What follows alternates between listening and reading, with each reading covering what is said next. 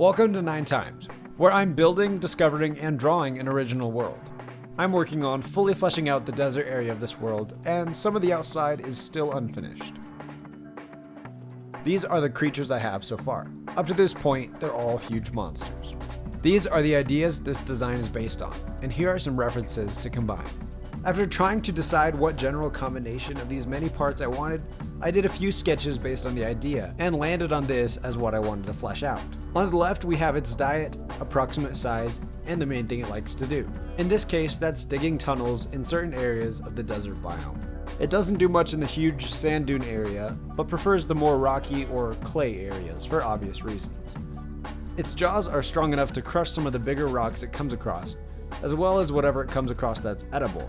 It has 2 large claws with 2 smaller ones acting like double thumbs on each arm. It doesn't have legs, but instead uses its huge rat-like tail to propel itself as it drags itself along with its powerful arms. It has relatively small eyes, just like a mole, but they work well enough to keep it from falling into a huge ravine when it breaks through the wall of one. If it accidentally digs into a ravine-side house, it will eat the people inside, but only if they get too close to it. Generally, it isn't interested and will retrace its steps back into its tunnel to branch off into another direction.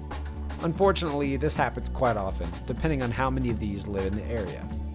I copied one part of the blueprints onto the gray paper to color it, using the 4 colors I have as reference, only diverting from them a tiny bit.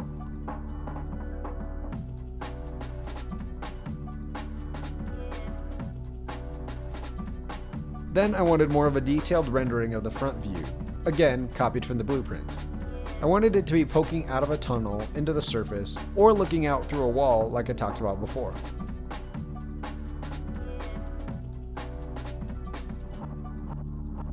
I tried the idea of implementing some armor here, but decided it wouldn't really be much of an improvement to the overall design.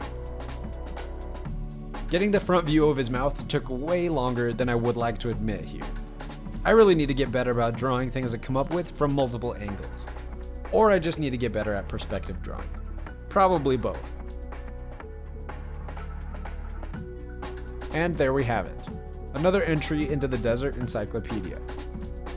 Here we have this episode's protagonist lined up next to the rest of the giants on the size comparison grid, where each square equals 6 feet.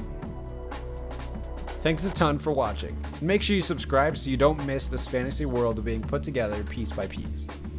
See you next time.